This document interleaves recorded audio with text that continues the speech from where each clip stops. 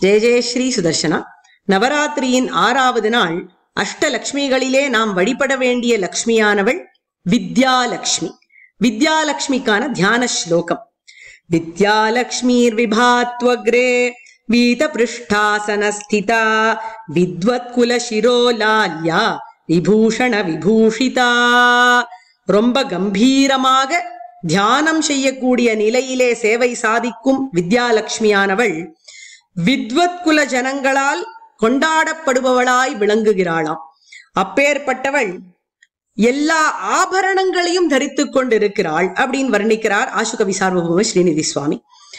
என்ன ஆபரணங்கள் அப்படின்னு கேட்டா, முக்கியமான ஆபரணம் மனுஷனுக்கு நல்ல வித்யை, நல்ல புத்தி தான். அதனால் வித்யாலக்ஷ்மியானவள் விபூஷண விபூஷிதாவாக விளங்குகிறாள் அப்படின்னு கொண்டாடுறார் சுவாமி.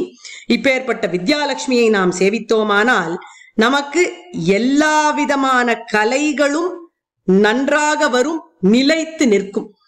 பள்ளிகளுக்கு செல்லும் குழந்தைகள் எல்லோருமே வித்யாலட்சுமியை தினம்தோறும் வழிபட வேண்டும். அவசியமாக இந்த ஸ்லோகத்தை கண்டஸ்தம் பண்ணி இதை தினம் சேவித்தால் நல்ல பலன் கிடைக்கும். வித்யாலட்சுமிக்கான லக்ஷ்மி அஷ்டோத்தர சதநாமாவளியின் திருநாமம் என்ன அப்படின்னு பார்த்தோமானா 2 திருநாமங்கள் சொல்லலாம். 3வது திருநாமம் வித்யா என்கிற திருநாமமே, அது நேரடியாகவே இருக்கிறது. அதை காட்டிலும் சுவாரஸ்யமான 31வது திருநாமமான புத்தி என்பதன் கருத்து வித்யாலட்சுமி விஷயமாக ரொம்ப பொருத்தமாக அமைகிறது என்று அடியனுடைய ஆச்சாரியன் ஸ்ரீ கருணாகர மகாதேசிகன் அவர் சாதித்த ஸ்ரீ லக்ஷ்மி அஷ்டோத்தர சதநாமாவளி நிருக்தி ஸ்துதியிலே சொல்லுகிறார். என்ன கதை அப்படின்னு கேட்டா, தர்மபுத்திரர் காட்டுக்கு சென்றார் வனவாசத்துக்கு. அந்த சமயத்துல வனவாச சமயத்தினுடைய கடைசியில, அதாவது அந்த 12வது வருஷத்துல ஒரு சமயம் இவாளுக்கெல்லாம் தாகம் எடுத்தது. தாகம் எடுக்கிறதே, எங்கேயாவது தண்ணீர் இருக்கான்னு போய் பார்த்துண்டு வா என்று சகதேவனை அனுப்பிச்சார் தர்மபுத்திரர்.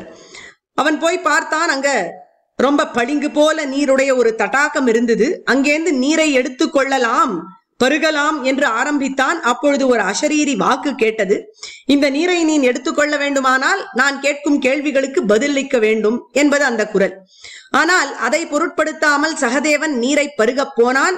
அந்த சமயமே அப்படியே கீழே விழுந்தான். உயிரில்லாத மாதிரி ஒரு நிலையில் அவன் கீழே விழுந்தானா. ரொம்ப நாள் ஆயிடுத்தே, சகதேவனை காணுமே அப்படின்னு நகுலனை அனுப்பிச்சார் தர்மபுத்திரர்.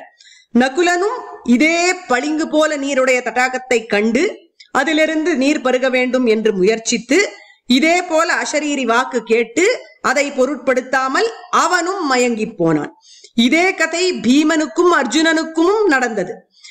இப்படி 4 தம்பிகள் இந்த மாதிரி விழுந்து கிடக்கிறார்கள் சடலம் போல. அதை பார்க்கிறார் தர்மபுத்திரர். என்ன ஆயிருக்கும் அப்படின்னு யூகிக்க முடியறது அவரால.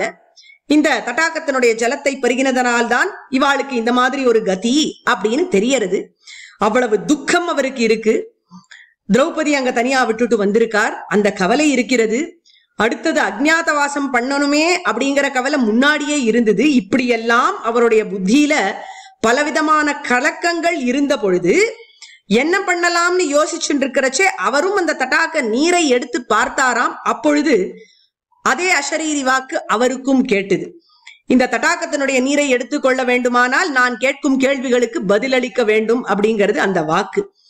அந்த நிலைமையில அவ்வளவு துக்கம் இருந்த பொழுது, அவ்வளவு கவலை இருந்த பொழுது தர்மபுத்திரர் கொஞ்சம் கூட அதையெல்லாம் பொருட்படுத்தாமல், அதனாலெல்லாம் பாதிக்கப்படாமல், அந்த அசரீரி வாக்கு யக்ஷ உருவத்துல முன்னாடி வந்து கேட்ட அனைத்து கேள்விகளுக்கும் சரியான உச்சிதமான பதிலை அளித்தார்.